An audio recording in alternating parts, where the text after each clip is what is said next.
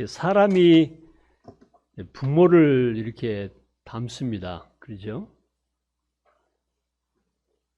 그리고 부부가 이제 전혀 다른 이런 사람들이었는데 서로 이제 닮아가기도 하고요. 또 친구가 닮아가는 것을 볼 수가 있는데 왜 그럴까요? 늘 가까이 있기 때문일 것입니다. 여기 앉아 계신 대부분의 분들이 이제 전라도 말씨를 이렇게 쓰잖아요. 왜 그럴까요? 이제 부모님이나 가까이 사는 사람들이 다 전라도 말씨를 쓰기 때문에 그 말씨를 이제 본따서 이렇게 전라도 말씨를 구사할 수밖에 없습니다. 다른 지역에 가서 이렇게 살게 되면은 억양의 그 약간의 어떤 영향을 받을 수도 있습니다만은 그러나 여전히 전라도 말씨가 그 말투 속에 배어 있는 것을 볼 수가 있습니다. 저희 이제 누님과 큰 누님과 바로 밑에 여동생이 경기도 수원, 서울 쪽에 올라가서 산 지가 오래되셨는데도 여전히 그 서울 말투가 거의 들리지 않고 전라도 말투가 아주 땡땡하게 배어 있는 모습을 이렇게 보게 되는데 어려서 그 배운 말씨잖아요. 또 이렇게 몸에 밴 이런 말씀인데 그래서 누구와 가까이 하느냐 또 누구를 통해서 배우느냐 하는 것이 그 사람이 형성되는데 매우 큰 영향을 끼치게 됩니다. 그 이스라엘 군대의 장교들은요, 우리는 이제 군 생활할 때 돌격 앞으로 뭐 소대장이, 분대장이 이렇게 이제 신호를 하는 것을 이제 배워왔는데, 그런데 이스라엘 군대 장교들은 그렇게 말하지 않는다고 또 못하게 한다고 합니다. 뭐 어떻게 말을 하느냐? 나를 따르라 이렇게 명령을 한대요. 무슨 말이겠습니까? 이스라엘 특유의 군인들의 그런 그 분대나 소대장들의 그 훈련할 때 배이는 이런 말인데요. 로마서 12장 2절에 보면은 이 세대를 본받지 말라. 아니 찾을 말씀 본문은 아닙니다. 이렇게 말씀하셨습니다. 우리 그리스도인들의 모델은 우리 주 예수 그리스도이시죠. 그리고 바울과 같이 그리스도를 본받은 이런 믿음의 선진들이 우리의 모델이 되는 것입니다. 그래서 베드로전서 5장 3절에서도 말씀하시기를 맡은 자들에게 주장하는 자세를 하지 말라. 오직이 들어있는 건 아니죠. 양무리의 본이 되라고 이렇게 말씀을 하신 것을 아마 기억하실 것입니다. 오늘 이 시간에는 마가복음 1장, 오랜만에 마가복음으로 돌아왔는데요. 35절에서 39절을 통해서 우리의 본이신 예수님은 하루를 어떻게 보내셨는가를 살펴보면서 우리의 삶에도 영향을 끼칠 수 있기를 바라겠습니다. 마가복음 1장 열으셔서 35절과 39절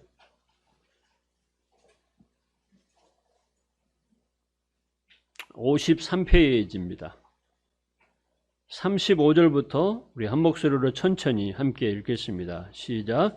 새벽 아직도 밝기 전에 예수께서 일어나 나가 한적한 곳으로 가사 거기서 기도하시더니 시몬과 및 그와 함께 있는 자들이 예수의 뒤를 따라가 만나서 이르되 모든 사람이 주를 찾나이다.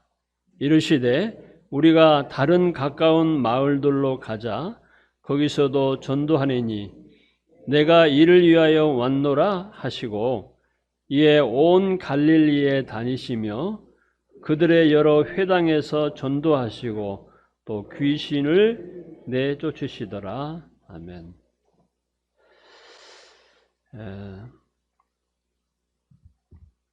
우리 일생에 그 하루라고 하는 그 날은 아무것도 아닌 것처럼 이렇게 생각할 수 있습니다. 근데 하루가 일주일이 되고 또 한 주일이 한 달이 되고 또 한 달 한 달이 합해져서 한 해가 되지요. 또 한 해 한 해가 지나가면서 우리의 일생이 이제 한 평생이 된다고 하는 이런 사실을 생각해 보면 이 하루라고 하는 것이 결코 무의미한 아무것도 아닌 것처럼 여길 수가 없습니다. 그런 의미에서 하루가 참 매우 중요하고 하루의 삶이 매우 중요하다는 사실인데요. 또 이런 속담이 아주 우리 귀에 익혀 있는데 시작이 반이다. 또 첫 단추를 잘못 끼우면 어떻게 되겠습니까? 어떻게 될까요? 다 틀어지고 또 다른 말로 첫 단추를 잘못 끼우면 마지막 단추를 끼울 구멍이 없습니다. 인생을 2배로 사는 그 아침형 인간지라는 책이 여러분들 아마 연세가 드시는 분들은 기억하실지 모르겠는데 20여 년 전에 번역해서 출간이 된 책이었거든요. 첫 해에 발간된 출간된 첫 해에 몇 부가 팔렸느냐는 100만 부가 팔렸습니다. 우리나라에서요. 그리고 그 후에 누적해서 몇 부가 팔렸냐면 150부나 팔려 나가는 그야말로 베스트셀러 중에 베스트셀러가 되었는데요. 그때 저희 한 40대 정도 되던 때였는데 아침형 인간 그래가지고 이것이 열풍이 불었던 때가 있었습니다. 이 책의 핵심 메시지가 뭐냐면요. 아침을 지배하는 사람이 하루를 지배하고 또 하루를 지배하는 사람이 인생을 지배한다는 그런 핵심 내용이 있습니다. 방금 읽은 이 말씀을 살펴보게 되면 예수님은 언제쯤 일어나셨는가요? 새벽에 날이 밝기 전에 일어나셨습니다. 요즘 아침에 해가 몇 시쯤 뜨느냐를 이렇게 봤더니 한 5시 30분쯤 이렇게 해가 떠오르고 또 7시 한 30분 되면은 해가 서산에 이렇게 집니다. 약간의 차이가 있을 수 있습니다만은 만약에 요즘 같으면은 적어도 예수님은 몇 시쯤 그 이전에 일어나셨을 것 같습니까? 4시? 적어도 5시 이전에는 그 자리에서 일어나셨을 것이다. 이런 짐작을 해볼 수가 있습니다. 새벽이다 그러면은 아침 일찍이다 그러면 한 4시쯤이 되었겠죠. 아니면 그 이전이 될 수도 있고 예수님은 아마도 바쁜 일정 때문에 피곤하셨을 것이라는 우리가 짐작을 해볼 수가 있고 피곤하면 어떻게 됩니까? 저녁에 일찍 아무래도 잠자리에 들 수밖에 없습니다. 그래서 그리고 아침에 이제 일찍 일어나게 됩니다. 아침에 일찍 못 일어나게 되는 이런 경우는 어떤 경우에 그렇습니까? 저녁에 늦게 자면은 아침에 일찍 일어날 수가 없습니다. 그래서 우리 노인들이 조금 일찍 일어나는 편인데 왜냐면은 저녁에 빨리 잠자리에 들거든요. 아무래도 잠자리에 늦게 들게 되면은 아침에 일어나기가 쉽지 않습니다. 아침에 만약에 일찍 일어나게 되면은 여러 가지 유익이 있습니다. 여유로워지죠. 그리고 아침에 일찍 일어나기 위해서는 일찍 자야 됩니다, 사실은요. 제가 언젠가 한번 요즘에 아침에 일어나기가 쉽지 않더라고요. 어떤 분에게 그런 얘기를 했더니 저녁에 늦게 자니까 그러죠.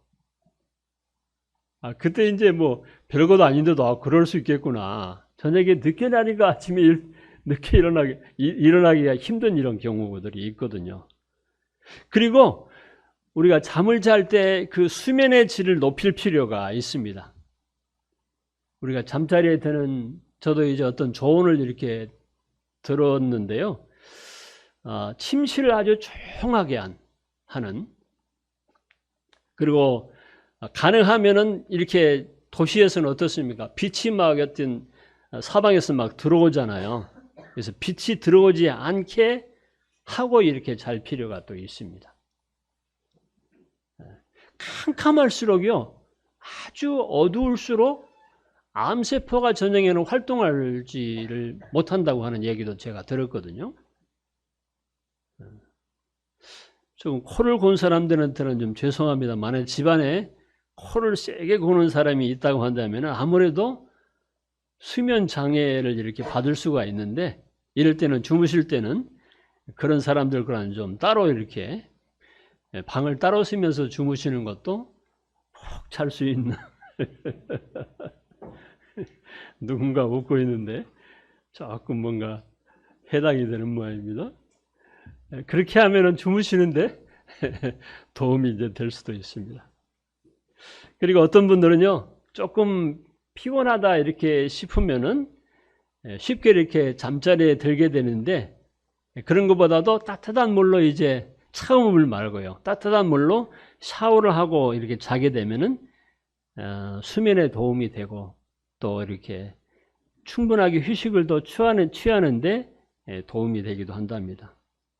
어쨌든 수면의 질을 높이게 되면은 적은 시간을 자도 충분한 숙면을 취할 수가 있다고 하는 것입니다.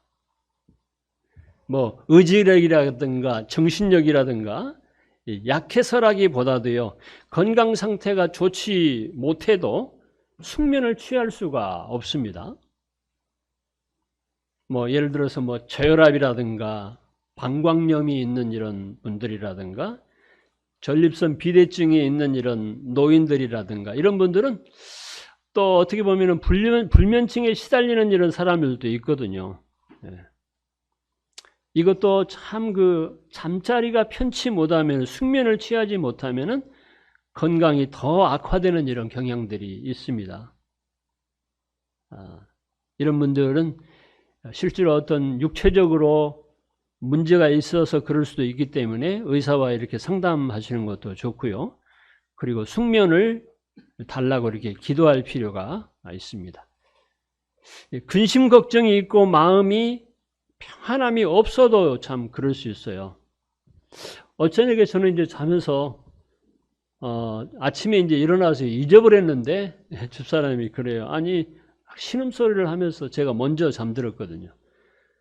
무슨 꿈을 꿨느냐 이렇게 물어보길래 생각이 나기를, 늑대 떼들이 얼마나 나를 쫓아와서 서로 싸우느라고 막 이렇게 그 소리를 지르고 막 그것이 잠자다가 수면으로 이렇게 내 입으로 이렇게 신음소리로 나타났던 모양이에요. 뭐 꿈풀이를 뭐 하려고 애쓰지는 않습니다만은, 어쨌든 그렇게 그럴 때 잠자리가 이제 편치 못하게 되거든요. 꿈을 아주 사나운 이런 꿈을 꾼다고 할 때. 이것도 뭐세요? 꿈은 어떤 우리 생활의 어떤 일부에서 나타나는 영향 때문에 그럴 수도 있잖아요. 그리스도 안에서 참 평안하게 되면은 숙면도 취할 수 있을 것이라는 그런 생각을 해봅니다. 늦게 일어나게 되면은 어떻습니까? 하루가 차분하지는 못합니다. 부랴부랴 출근을 해야 되고 등교하기 바쁘고 여유가 없어서 아침부터 막 쫓기게 되는 이런 현상이 나타납니다. 이제 파라과이 있을 때는 우리 아이들이 몇 시에 등교를 하냐면 7시에 등교를 해요.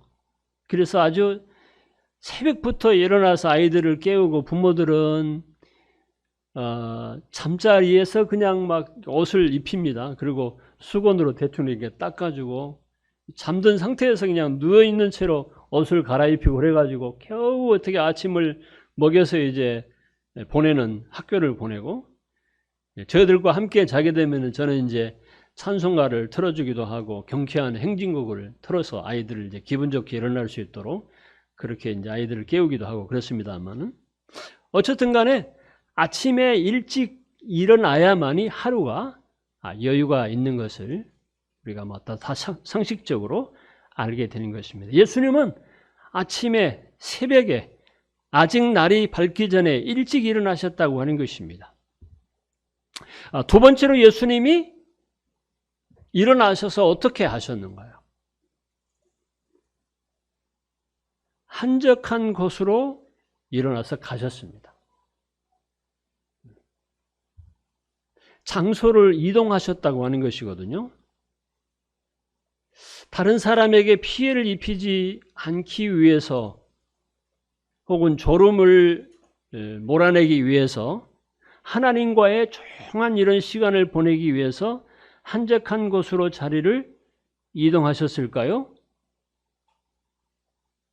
예전에 제 신혼 때 이렇게 뒤돌아 보니까요, 그때 이제 아침에 이제 글쎄요, 조금 동이 틀 무렵에 이제 마침 그때 성경을 보고 기도하는 이런 제가 시간을 갖고 있었는데, 광주 시내에도 그래요. 뭐 새벽정이 올렸네, 새아침이 밝았네. 그 확성기로 우리 동사무소가 우리 집 옆에 있어가지고 아침마다 그 음악을 새마을 운동 그래가지고 막 틀어주던 시절이었거든요. 아침에 그것이 막 잠깐이 아니고 뭐 또 방송도 하고 뭐 이런 시간이었기 때문에 그 조용한 시간에 그 방해를 받아요. 기도하고 말씀을 묵상하는데. 그래서 어떻게 할까? 뭐 거기서 아무리 멀리 떨어져서 가도 그 소리가 이제 뭐 그 동에서만 아니고 다른 데서도 막 울려 퍼지고 그랬기 때문에 나중에는 이제 이불장을 다 끄집어내고 이제 이불장 속에 들어가 가지고, 몸이 제가 작은 편이잖아요. 그 안에 들어가서 이제 기도를 하고 이제 그랬던 기억도 있습니다. 어쨌든 예수님은 일어나셔 가지고 어떻게 하셨느냐 하면은 한적한 곳으로 가셨다고 하는 것입니다. 또 지금도 그런 습관을 완전히 벗지 못하고 있습니다만, 기도를 드릴 때 일어나서 침대에서 이렇게 기도를 드리는 이런 경우들이 여러분들 어떻게 하시는지 모르겠는데 그런 경우들이 있거든요. 그럼 어떻습니까? 하나님 아버지 불러놓고 그냥 이렇게 다시 잠들어 버리는 그런 사례들이 있습니다. 웃는 분들은 뭔가 좀 그랬던 적이 있는 것 같은데요. 특히 젊은이 시절에 그래요. 기도를 해야 되겠다, 이제 이런 생각을 하고 엎드렸는데 하나님 아버지만 불러놓고 이제 뭐 어쩌다는 거냐, 그리고 다시 잠들어버리는 이런 선례들이 있거든요. 그래서 사실은 예수님도 인성을 우리와 같은 똑같은 인간으로 오셨기 때문에 여러 가지 것들을 생각하고 한적한 곳으로 가셔서 맑은 정신에게 하나님과의 좋은 이런 교제의 시간을 가지셨을 것이다. 첫 시간을 무엇을 하느냐에 따라서 그 사람의 관심사를 알 수가 있을 것입니다. 여러분 한번 생각해 보시죠. 만약에 일어나서 신문을 본다거나 뉴스를 보는 사람이 있다고 한다면 그 사람은 아주 그 시사에 관심이 많은 사람입니다. 또 시사에 아주 밝을 것입니다. 만약에 일어나자마자 운동을 하는 사람이라고 한다면 그 사람은 건강에 큰 관심이 있는 사람이라고 볼 수 있습니다. 육체적인 건강이 상당히 다른 사람에 비해서 탁월할 수도 있습니다. 또 예수님처럼 기도하고 성경을 읽고 묵상하는 이런 사람이라고 한다면 하나님과의 교제에 영적인 강건함을 위해서 관심을 갖는 이런 사람이라고 볼 수도 있습니다. 여러분의 아침 일어나자마자 무엇을 하시는지 한번 생각해 보십시오. 예수님은 일어나서 첫 시간에 기도로 하나님과의 교제를 나누셨습니다. 새벽에 기도하시는 주님의 모본을 통해서 새벽이든지 아침이든지 하루를 시작하는 처음 시간을 하나님 아버지와 함께 해야 함을 교훈으로 이제 받게 되죠. 시편 기자는 고백합니다. 5편 3절에서 여호와여 아침에 주께서 나의 소리를 들으시리니 아침에 내가 주께 기도하고 바라리이다. 사실 아침 시간에 기도하는데요, 많은 시간이 소요되지는 않습니다. 또 늦게 일어나면 불합이라 전혀 그런 시간을 갖지 못하게 되는 경우들이 있는데요. 또 바쁜 마음에 그럴 수도 있는데 루터는 말하기를 바쁘기 때문에 더 기도한다고 했습니다. 우리 하루 일과를 생각해 보면요, 여러 가지 경우들이 있을 수 있는데 TV를 시청하는데 상당한 많은 시간을 보낼 수 있습니다. 그런데 기도하는 시간은 없나요? 한 비교하면 24시간 가운데 잠자는 시간의 대략 3분의 1, 먹고 하고 이렇게 하는 시간, TV 앞에서 TV를 시청하는 시간들을 생각해 보면 거기에 비해서요, 여러분들이 하나님과의 교제하기 위해서 기도하는 시간을 몇 분을 하려고 계십니까? 몇 프로를 하려고 계신가요? 영적으로 사실 충만하게 되면은, 영적으로 강건한 상태에 있게 되면은 더 기도하게 될 것입니다. 또 기도하게 되면은 영적으로 더 좋아질 것입니다. 반면에 영적으로 좋지 않으면, 약하면은 더 기도하는 시간을 못 갖게 되죠. 안 갖게 되는 것입니다. 또 기도하는 시간이 적으면 적을수록 영적으로 또 고갈되는 것입니다. 이런 현상이 나타나게 되는 것이거든요. 기도하고 하나님 말씀을 가까이 하는, 어떤 예를 들어서 성경을 가르치기 위해서 성경을 대하는, 연구하는 시간 아니고요, 실제로 하나님과의 깊은 교제, 기도하고 혹은 이 말씀을 받은 본인에게 하나님의 음성을 듣고자 하는 이런 순수한 마음으로, 어느 성경을 그냥 군데군데 읽는 게 아니고 차분하게 성경을 읽고 묵상하는 이런 기도하는 시간을 정기적으로 갖는 것, 대단히 우리 실질적으로 그리스도인들에게 매우 중요한 이런 시간들입니다. 우리 영적으로 좋지 않으면 뭡니까? 다른 시간을 많이 보내지만 기도와 하나님과의 교제 시간이 적을수록 영적으로 더 안 좋아지는 것입니다. 주일날 오는 것도 좀 부담스럽게 여길 수도 있어요. 또 그러다 보면 어떻습니까? 사람은 습관적으로요, 물론 성령이 우리 안에 계시지만 성경을 멀리하면 멀리할수록 어떤 습관이 더 멀어지는 것입니다. 더 가까이 하지를 못하게 돼요. 성경에 대한 영적인 양식에 대한 입맛이 떨어진다고 하는 것입니다. 그런데 성경을 보면 더 볼수록 어떻습니까? 영적으로 회복이 되기 때문에 이 말씀이, 개인적으로 이 읽고 묵상하는 말씀이 우리 안에 정말 꿀처럼 될 수가 있어요.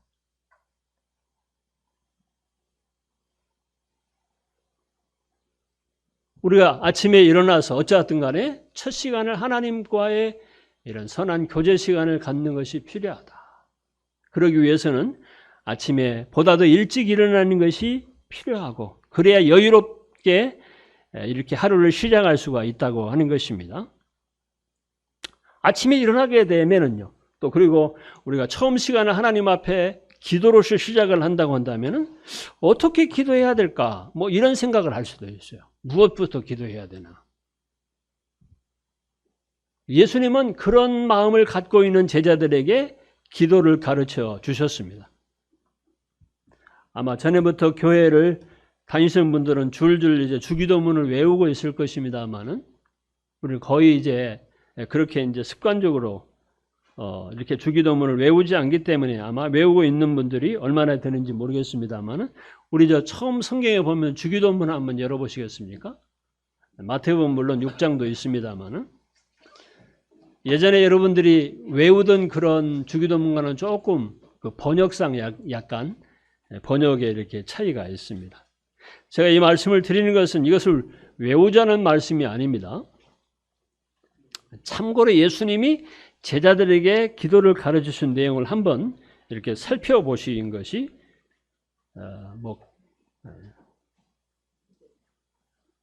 자, 맨 앞에 보시고 마태복음 6장 9절에서 13절을 보시든지요. 함께 보시고 함께 한번 읽어보는 것도 좋을 것 같습니다. 시작.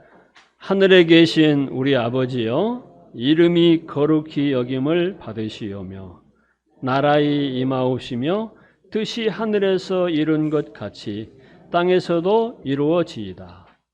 오늘날 우리에게 일용할 양식을 주옵시고 우리가 우리에게 죄 지은 자를 사하여 준 것 같이 우리 죄를 사하여 주옵시고 우리를 시험에 들게 하지 마옵시고 다만 악에서 구하옵소서. 대개 나라와 권세와 영광이 아버지께 영원히 있사옵나이다. 아멘. 똑같은 내용이죠. 이건 바뀌지 않았네요. 그죠? 근데 새 번역을 제가 한번 읽어보면요. 하늘에 계신 우리 아버지, 아버지의 이름을 거룩하게 하시며 아버지의 나라가 오게 하시며 아버지의 뜻이 하늘에서와 같이 땅에서도 이루어지게 하소서. 오늘 우리에게 일용할 양식을 주시고 우리가 우리에게 잘못한 사람을 용서하여 준 것 같이 우리 죄를 용서하여 주시고 우리를 시험에 빠지지 않게 하시고 악에서 구하소서. 나라와 권능과 영광이 영원히 아버지의 것입니다. 아멘. 자, 이 말씀을요, 우리가 어떤 성령의 인도하심을 따라서 기도를 드리되 어떨 때는 참 어떻게 기도를 시작해야 되는가 이렇게 이런 마음을 가질 때가 있을 수도 있는데요. 이럴 때 예수님의 제자들에게 가르쳐준 기도의 내용들을 한 번쯤 이렇게 살펴보는 것도 의미가 있을 수 있다고 하는 것입니다. 저 같은 경우에는 먼저 일어나게 되면요, 먼저 하나님께 감사를 드립니다.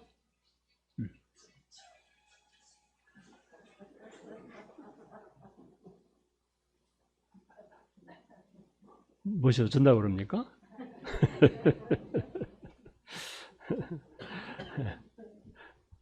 먼저 하나님 앞에 기도하기를 감사를 이렇게 드립니다.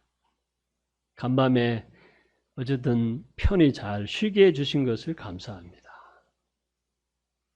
또 건강하게 하루를 시작할 수 있게 해주셔서 감사합니다. 여러 가지 이제 감사를 드리고 나서 하루의 삶을 하나님 앞에 부탁을 드립니다. 오늘 하루도 주님의 영광을 위해서 살게 해주십시오. 무엇을 하든지 간에, 어떤 말을 하든지 간에, 어떤 일을 하든지 간에 하나님께 영광이 되기를 바랍니다. 또 오늘 하루 저에게 주님을 증거할 수 있도록 해주십시오. 또 그런 사람들을 저에게 붙여주시기를 바랍니다.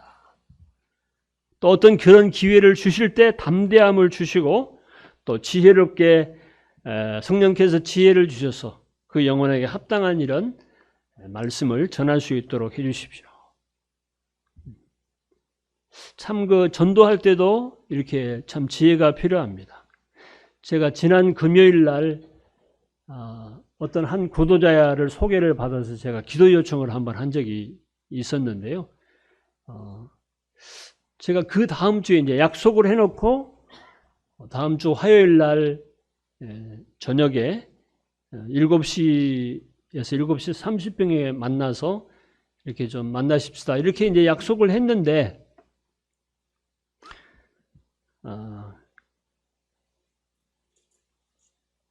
그날 들어서 이제 제가 메시지를 이렇게 보내봤어요. 그리고 이제 바로 전화를 했는데 어떤 반응을 보이느냐 하면은 제가 이제 생각하게 되는 게 약속을 할 때도 참 지혜가 필요했는데 그냥 약속을 이렇게 조금 애매하게 했구나. 그냥 그 즉석에서 바로 7시면 7시, 7시 30분, 30분 어느 장소에서 이렇게 만나시게요라고 아주 결정을 딱 했어야 되는데 애매하게 약속을 했어요. 그리고 화요일 날 다시 연락을 하십시다. 이렇게 이야기를 해놨었거든요. 근데 이제 그 구도자가 화요일 날 딱 이렇게 이제 오늘 몇 시에 어디서 만날까요? 라고 이제 전화를 하니까 어떤 반응을 보이느냐 하면은 부담스러운 이런 반응을 보이면서 어렵겠다고 그렇게 얘기를 하는 거예요. 여러분들이 저도 이제 기도 가운데서 또 이제 그 소개한 자매님한테 제가 전화를 하니까 뭐 어떤 반응을 보이느냐면요. 그 언니의 그 남동생이었는데 그 언니가 전화 오기를 우리 아들이 내가 이모 때문에 죽겠다고 그렇게 이제 연락을 해왔대요. 왜냐하면 제가 통화를 하고 제가 만나자고 하고 어쨌든 저를 한 번도 만나본 적이 없잖아요. 구도자를 처음 만나봐도 막 성경 열고 그렇게 할 필요가 없지요. 자연스럽게 이제 그럴 텐데 제가 생각할 때 그랬어요. 물론 그분이 뭐 큰 관심을 갖고 있는 사람이 아니었기 때문에 그럴 수도 있는데 나중에 여운을 남기고 그렇지 않아도 구도자들은 빠져나갈 구멍을 늘 생각하는 이런 사람인데 분명하게 약속을 해야 되는데 제가 애매하게 하는 틈에 오히려 빠져나갈 이런 기회를 주고 말았구나. 이런 그 지혜 없이 약속을 했다는 생각을 하게 되더라고요. 누가요? 나한테 전도해 주십시오라고 하는 사람이 별로 없습니다. 있을 수도 있지만은 기다리고 있는 사람도 있었지만요. 분명히 어떤 구도자를 대하게 될 때는 어떤 태도를 취해야 될지에 대해서도 지혜롭게 해야 된다고 하는 것입니다. 그뿐만 아니라 여러 가지 우리의 삶 속에서 참 지혜가 부족하는 이런 경우들이 있어요. 그래서 야고보서 1장 5절은 너희 중에 지혜가 부족하거든 모든 사람에게 후히 주시고 꾸짖지 아니하시는 하나님께 구하라. 그리하면 주시리라고 이렇게 말씀하셨거든요. 솔로몬도 지혜를 구하고 모세도 사실은 지혜를 구했습니다. 하루를 이제 부탁하고 나서요. 제가 이제 하나님의 말씀을 열기 전에 오늘 저에게 말씀을 주십시오. 이렇게 부탁을 드립니다. 성령이 늘 내가 알고 있는 것처럼 많이 알고 있는 것처럼 분명하게 알고 있는 것처럼 이렇게 여기는 마음이 아니고 저에게 개인적으로 말씀해 주시고 깨닫게 해 주시고 이렇게 이제 말씀을 대하기 전에 성령의 도우심을 이제 구하는 것이죠. 그리고 이제 성경을 열게 된 겁니다. 성경 말씀을 한 장 정도 아니면 시간이 여유가 있어서 한 두세 장 정도로 읽는다고 한다면요. 그럼 묵상한다고 한다면은 시간이 얼마나 걸리겠습니까? 사실요. 저도 그렇습니다만은 다른 데는 시간을 많이 할애할 수 있어요. 할애합니다. 어떨 때는요. 쓸데없는 시간을 많이 소비를 해요. 그런데 기도하고 이 말씀을 대하는 시간은 너무 인색합니다. 우리 그러지는 않나요? 여러분들이 만약에 TV에서 스포츠 경기를 본다고 스포츠를 좋아하는 사람들은 스포츠 경기를 한번 본다고 생각하십시오. 보통 얼마나 시간이 걸립니까?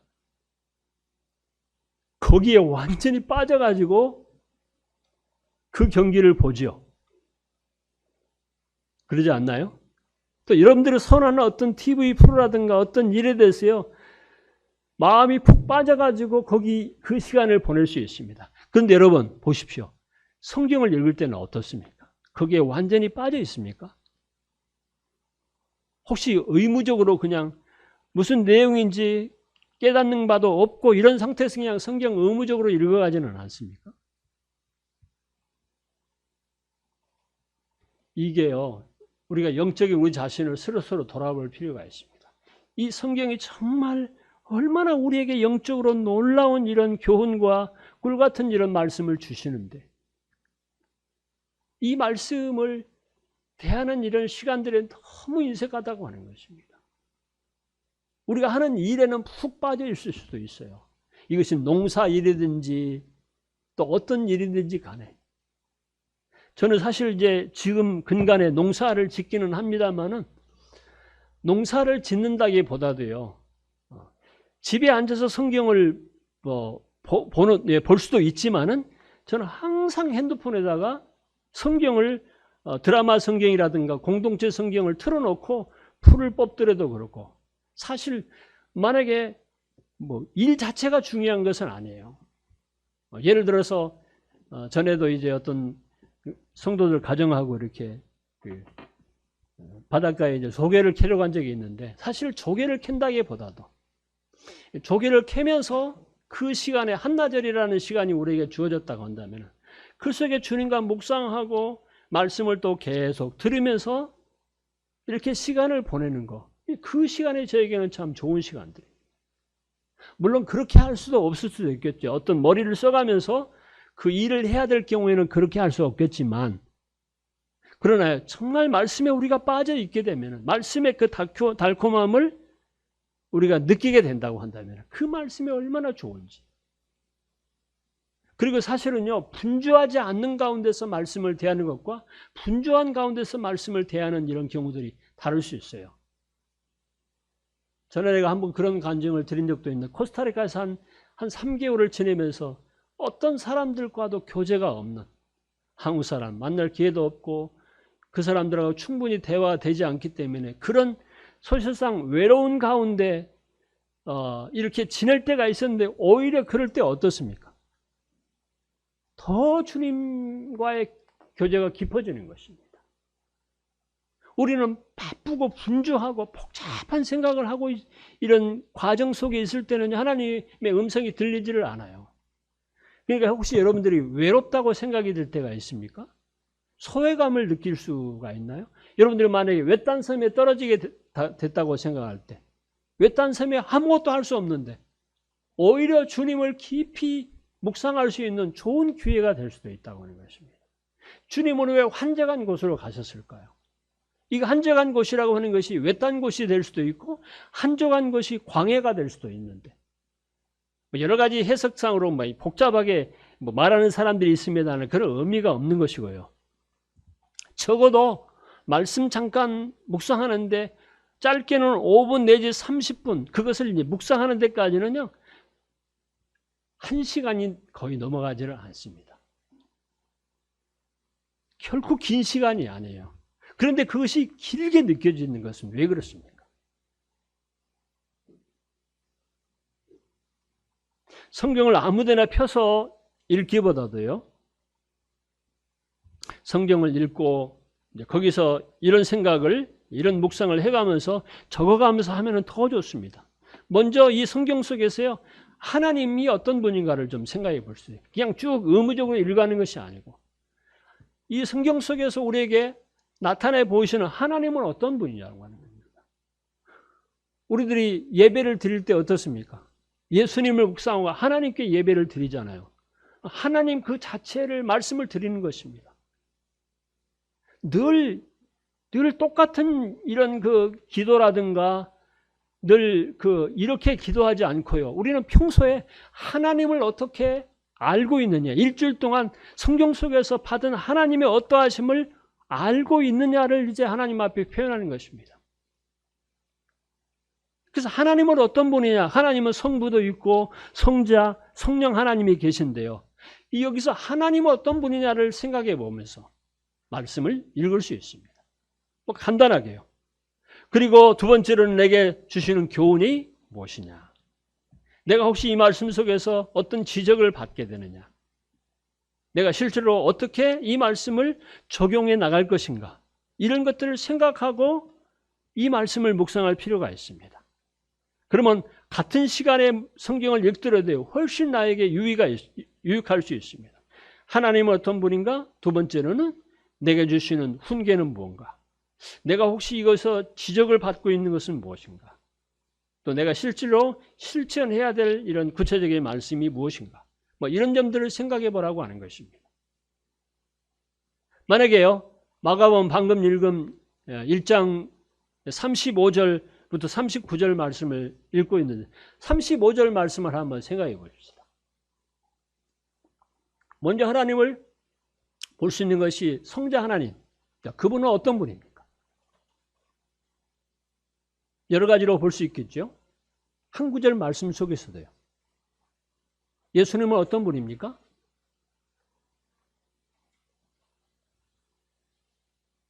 먼저 말씀드린 대로 제가 개인적으로 예수님이 일찍 일어나셨구나. 또 예수님은 일어나셔서 한적한 곳으로 가서 기도하셨구나. 기도하기 위해서 기도할 때 어떻게 했습니까? 하나님과의 교제를 나눴다는 것입니다. 이제 여러 이 말씀 속에서야 하나님에 대해서 우리가 묵상할 수 있습니다. 아, 하나님은 이런 분이구나. 그리고 거기서 교훈이 무엇입니까? 예를 들어서 나도 여유롭게 일과를 여유롭게 보내기 위해서는 나 아침에 일찍 일어나야 되겠다. 가능하면. 그리고 아침에 일찍 일어나기 전에 제가 구체적으로 말씀을 드렸죠. 일찍 자는 것, 따뜻한 이런 수면, 물로 이렇게 샤워를 할 수도 있고, 구체적으로 제가 말씀을 이제 드렸습니다. 아침이 여유로워야만이 실제로 하루가 여유롭게 하루를 지낼 수가 있다고 하는 것입니다. 그러면 지적이 된다면 나는 지금 요즘에 늘 기도를 빼먹고 있네. 일어나자마자 다른 일은 바쁘지만 기도하지 않고 있는 이런 습관이 내게 있었구나. 이 지적을 받을 수 있거든요. 내가 기도가 부족하구나. 물론 다른 것도 다 부족한데 저도 이제 그런 느낌을 받습니다. 이런 말씀을 볼 때 기도가 정말 내게 많이 부족하지 않느냐. 하나님과의 교제 시간에 너무 인색하지 않느냐. 그리고 구체적으로 이것을 실천을 어떻게 할 것인가. 이 말씀은요, 이렇게 한 서너 가지 정도로 이렇게 구체적으로 한 구절 속에서도요, 그 단락의 말씀 속에서도 한 장의 말씀 속에서도요, 그냥 지나가 버리면 별로 의미가 없어요. 그런데 이 말씀을 이렇게 하나하나 묵상해 가면서 실제로 이렇게 해야만이 삶의 변화가 있는 것입니다. 이것이 뭡니까? 우리의 모델 되시는 예수님을 본받아 가는 것이거든요. 우리의 지식만 쌓이는 것이 아니고 실제로 우리의 삶에 예수님을 모델 되시는 예수님을 닮아가게 되는 우리의 하루의 일과 속에서 예수님을 닮아가게 되는 이런 교훈을 받게 된다고 하는 것입니다. 이런 변화가 일어난다고 하는 것입니다. 그래서 성숙한 사람은 어떤 사람이냐면 사실상 성경을 지식적으로 많이 아는 사람이 아니에요. 어떤 사람이 성숙하느냐? 예수님을 얼마나 많이 닮아 있느냐가 그 사람의 성숙한 사람이라는 것입니다. 오늘 아침에도 저는 이제 근간에는 사무엘서 말씀을 읽고 있는데요. 예수님이 빌립보서 말씀을 이렇게 이제 보게 되면서 감옥 속에 있으면서도 사도 바울은 여러 가지 동기를 가지고 전도하는 사람들 가운데 불의한 이런 동기를 가지고 전도한 사람에 대해서도요, 어쨌든 간에 그럴지라도 전파되는 것은 그리스도이니까 내가 이로 인해서 기뻐한다는 말씀을 이렇게 빌립보서 1장에서 하고 있습니다. 이 말씀을 연관해서 제가 생각하면서 또 이제 묵상하면서 바울은 여러 가지 불의한 이런 가운데 있었을지라도 그것을 다 긍정적으로 보는 이런 시각을 가졌구나. 아니, 악의를 가지고 다른 뜻을 가지고 좋지 않은 동기를 가지고 그리스도를 전파하는 사람이 있다는 소식을 듣는데 그럴지라도 전파되는 것은 그리스도니까 내가 이것을 인해서 기뻐한다. 바울 같은 성숙한 사람은 바울 자신도요, 내가 그리스도를 본받은 것처럼 너희는 나를 본받은 자가 되라고 말씀하셨는데 바울은 그런 생각을 이런 마인드를 가졌구나. 이렇게 교훈을 받게 됐습니다.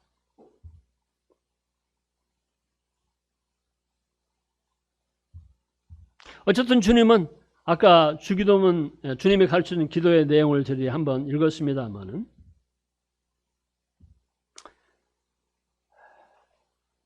조금 빨리 말씀을 맺혀야 되겠네요.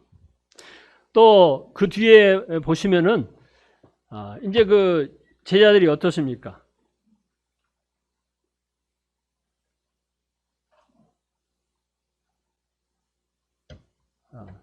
36절에 보니까 시몬과 및 그와 함께 있는 자들이 예수를 뒤를 따라가 만나서 이르되 모든 사람이 주를 찾나이다. 이르시되 우리가 다른 가까운 마을들로 가자. 거기서도 전도하리니 이는 내가 이를 위하여 왔노라. 이렇게 기록이 되어 있거든요. 말씀하셨습니다.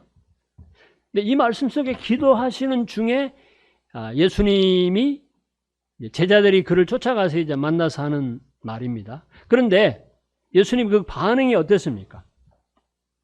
아니, 많은 사람들이, 모든 사람들이 예수님을 찾고 있습니다 라고 했을 때 그러냐? 가보자. 이런 반응을 보였나요? 그렇지 않았습니다. 뭐라고 말씀하셨냐면 그 제자들에게 모든 사람들이 주님을 찾고 있습니다 라고 했을 때 그 제자들과 함께 자기를 찾는 사람들에게 간 것이 아니었어요. 이르시되 우리가 다른 가까운 마을들로 가자. 거기서도 전도하리니 내가 이를 위하여 왔노라. 왜 그렇게 반응을 하셨을까요? 여러분 같으면 어떻게 하시겠습니까? 여러분들 지금 찾으러 왔습니다. 많은 사람들이. 그런데 예수님은 이 사람들이 왜 예수님을 찾는가에 대해서도 알고 있었어요. 무엇 때문에? 예수님이 이 땅에 오신 목적은 귀신을 쫓아내주기 위해서라든가 병을 고쳐주기 위해서라든가 사람들에게 떡을 먹이기 위해서 오신 분이 아니라고 하는 것입니다. 그런데 사람들은요, 예수님을 찾는 그 목적이 예수님이 이 땅에 오신 목적과 다른 목적을 가지고 예수님을 구름대처럼 쫓아다녔어요. 예수님이 어디 있는가를 알고 사람들이 몰려들었습니다. 다시 말해서 예수님은 이렇게 인기라든가 사람들이 몰려드는 것을 사람들은 좋아할 수 있습니다. 예수님은 그런 분이 아니었습니다. 이 땅에 오신 그분의 목적을 잃어버리지 않았다고 하는 것입니다. 우리 사람들은요, 사람들과는 많은 차이가 있습니다. 우리 사람들은 자기에 대해서 사람들이 인정하고 자기를 칭찬해주고 자기를 따르는 이것을 좋아할 수 있어요. 근데 예수님은 사람들이 그런 다른 목적을 가지고 예수님을 따르고 많은 사람들이 오는 것에 대해서 오히려 그들을 피하셨습니다. 어떤 이적을 행하시고도요, 어땠습니까? 다른 사람들에게, 보통 사람들은요, 많은 그 일 자체가, 이적을 행하는 것 자체를요, 사람들이 많이 알기를 원할 것입니다. 그리고 그 소문 때문에 많은 사람들이 그 사람에게, 자기에게 나오기를 바라는 그런 것이 보통 사람의 생각일 텐데 예수님은 그런 것이 아니었습니다. 왜냐하면 이 땅에 오신 목적이 그런 목적이 아니거든요. 인기를 얻기 위해서, 많은 사람들을 모으기 위해서 예수님은 그런 이적을 행한 것이 아니라고 하는 것입니다. 오히려 그런 사람들을 피하신 것이죠. 뭐 때문에 이 땅에 오셨다고 말씀하셨습니까? 전도하기 위해서. 가까운 마을들로, 주변의 마을들로 가자. 거기서도 전도할 것인데 내가 이를 위해서 왔노라고 말씀하셨습니다. 예수님이 이 땅에 오신 목적이 분명했습니다. 아무리 다른 일에 분주하셔도요, 그 목적을 상실하지 않으셨다, 잊지 않으셨다고 하는 것입니다. 우리들도 그렇습니다. 우리는 어떤 분명한 목적의식을 가지고 이렇게 살아가기보다도요, 막 흐름에 따라서 이랬다가 저랬다가 이런 어떤 환경의 영향을 받을 수도 있습니다. 자기의 어떤 삶의 우선순위를 잃어버릴 수도 있다고 하는 것입니다. 이것이 닥쳐오면 이렇게 하고 저것이 닥쳐오면 저렇게 하고 이런 환경이면 이렇게 하고 저렇게 마치 말하는 것처럼 물이 흘러가듯이 이렇게 순리를 따라서 살아간다고 이런 의식을 가질 수도 있는데 그렇지는 않은 것입니다. 우리는 이 땅에 사는 목적이 분명해야 되는 것이고 무엇이 더 중요한가를 알아야 되는 것입니다. 그리고 사소한 것으로 인해서 그 분명한 목적과 더 중요한 것을 잃어버려서는 안 된다는 거예요.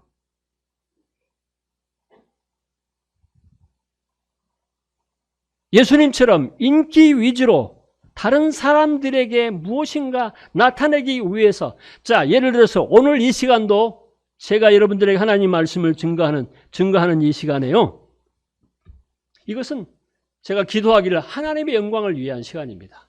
예수님의 영광을 드러내는 시간이거든요. 예수님이 놀라운 삶을 우리에게 보이신 그 예수님 그분을 드러내는 시간입니다. 메시지 가운데 하나님이 드러나지 아니하면은, 예수님이 드러나지 아니하면은, 성령님이 드러나지 아니하면은, 하나님의 영광이 나타나지 아니하면은 무엇을 하든지 간에 고린도전서 말씀하신 것처럼 우리는 그럴 수도 해요. 메시지를 인기 위주로 전할 수도 있습니다. 무엇인가, 대단한 말씀을 전하네? NO! 한 번 생전에 들어보지도 못하는 희한한 말씀을 전한구나? 아닙니다. 그런 말씀이 그 속에 있었나? 말씀을 잘 쪼개시네? NO! 아닙니다, 여러분. 이거는 하나님 되시는 성부 하나님, 성자 하나님, 성령 하나님의 영광을 나타내는 시간입니다. 이 시간. 여러분들이 예수님에 대해서 뭔가 생각이 된다고 할 때 이것이 의미 있는 시간들입니다. 저는 이제 특별 집회 같은 경우에서도 이제 그런 경우들이 조금 신뢰가 될 수 있습니다만, 저는 이제 말씀을 이렇게 듣습니다. 초대를 해서 이제 말씀을 드릴 때 어떤 경우에는 정말 그 하나님의 영광이 충만하게 드러나는 이런 메시지가 있어요. 하나님을 생각하게 하는. 그런데 어떤 경우에는요, 인기 위주의 설교를 하는 이런 경우들도 있거든요.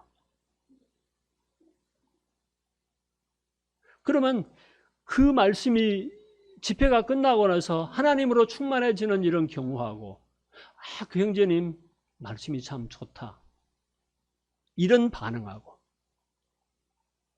사람이 그 사람에게 지목을 하느냐 아니면은 하나님을 바라보게 되느냐, 이런 차이가 있다고 하는 거예요. 그런 유혹을 받을 수도 있거든요. 여러분, 이 말씀은 하나님의 말씀입니다. 하나님이 나타나대요. 고린도전서에도 너희가 무엇을 하든지 간에 하나님의 영광을 위해서 하라고 말씀하셨는데, 인간의 마음은 어떻습니까? 사람에게, 자기에게 집중할 수 있어요. 자기를 나타낼 수 있습니다. 저도 가끔 이제 외부에 이렇게 초대를 받아서 갈 때요, 늘 기도하는 바라고 있습니다. 내 자신을 드러낸다거나 무엇인가 특별한 메시지 전하는 것처럼, 신선한 메시지를 전하는 것처럼, 그런 마음을 주님이 제해 주십시오. 정말 제 자신은 강대산 밑으로 들어가게 하시고 하나님의 영광을 드러나게 해주십시오. 그리고 실질적으로 성도들이 그 말씀에 의해서 영향을, 삶의 변화를 가져오는 이런 말씀이 되게 해달라고 기도합니다. 이 말씀을 개인적으로 묵상하든지 말씀을 강단을 통해서 듣든지, 역사는 그런 변화가 일어나야 되는 것입니다. 말씀을 전하는 사람이 별로 의미가 없는 거예요. 하나님의 영광과 실제로 이 말씀을 듣는 여러분들의 삶 속에서 예수님을 모델 되시는, 예수님을 닮아가는, 변화되는 이것이 정말 중요하다고 하는 것입니다. 예수님은 목적을 상실하지를 않았습니다. 그 예수님이 이 땅에 오신 목적이 무엇입니까?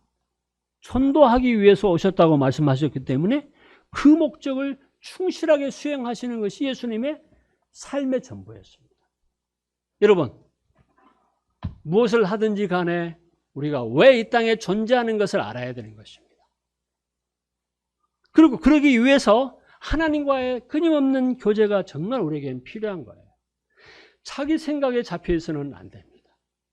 그러면 주님이 자기거든요. 구원받은 사람들도요, 하나님의 주권을 인정하지 않으면 자기중심적으로 살아가게 돼 있어요. 내 생각. 그러면 어떤 사람이 일어납니까? 서로 이제 자기 주장을 갖고 있기 때문에 부딪히는 것입니다.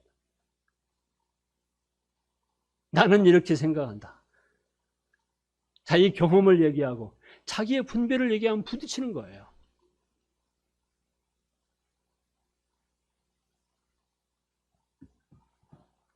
주님, 우리 마음속에 그리스도의 마음을 품게 하시고 아름다운 주님의 삶의 모본을 이렇게 통해서 변화를 받는 저 여러분들이 되게 해주시기를 바랍니다. 기도하겠습니다.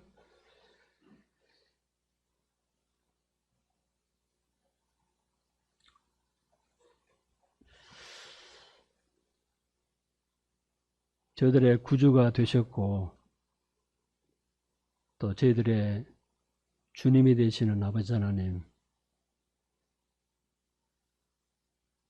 마가를 통해서 기록된 예수님의 하루 일과를 저희들이